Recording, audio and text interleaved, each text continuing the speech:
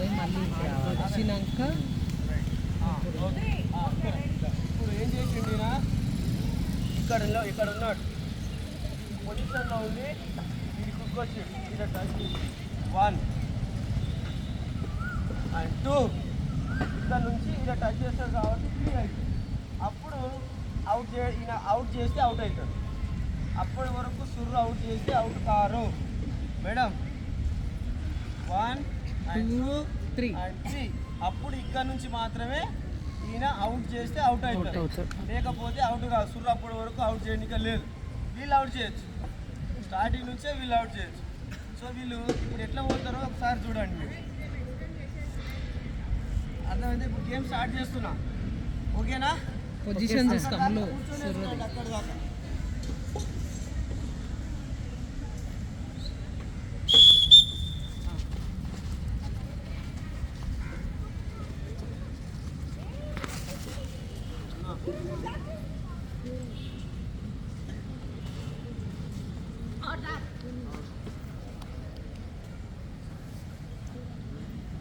ఈ సురత్ పొజిషన్ అవసరం లేదు.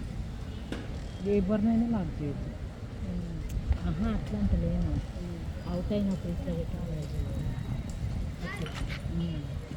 ఆ లెవెల్ వరకే అవుట్ చేయాలి. అవుట్ అయినప్పుడు ఇట్లా షోల్డర్స్ డౌన్ చేసి స్క్వాట్ పొజిషన్లో కూర్చొని ఒక్క లెగ్ కాంటాక్ట్ వరకు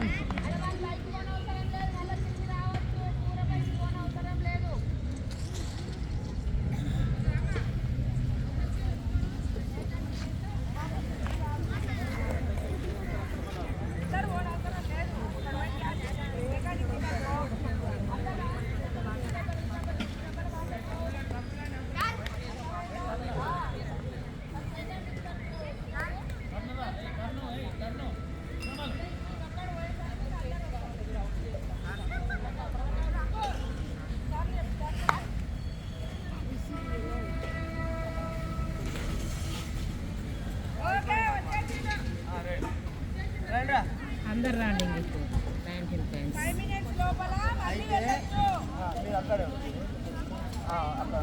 అయితే అరే ఇప్పుడు చాలా మందికి వీళ్ళు ఎట్లా పోయారో అర్థం కాలేదు కదా. ఇప్పుడు వీళ్ళు ఎట్లా పోయొచ్చారో అర్థం కాలేదు. మీరు కొండి మర్చిపోతుంది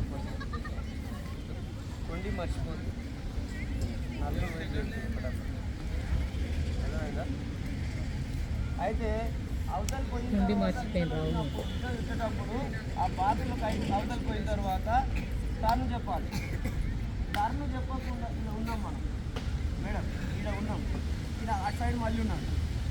ఇటు సైడ్ ఫస్ట్ వచ్చి అటు సైడ్ మళ్ళీ ఉన్నాం కాబట్టి మనం ఇళ్ళకి వచ్చినప్పుడు ఈయనకి ఏం చెప్పాలి? టర్న్ చెప్పాలి. టర్న్ చెప్పితే మాత్రమే ఆయన ఇటు తిరిగిన తర్వాతనే మనం అవతలికి పోవాలి. టర్న్ చెప్పకుండా డైరెక్ట్ మనం యువతలకి వెళ్ళొచ్చినాం అనుకో అవుట్. కంపల్సరీ ఊపిరి కొండి వస్తుంది. అదే చెప్పి ఓకేనా? టర్న్ కంపల్సరీ చెప్పాలి, రావాలి. సో ఇప్పుడు అందరు 5 మంది పోయొచ్చారు కదా. ఇప్పుడు ఓన్లీ ఒకరొక్కరినే ఆడిపిస్తా, అంటే స్కిల్ ఎట్లుంటుందో చూపిస్తా. ఓకేనా?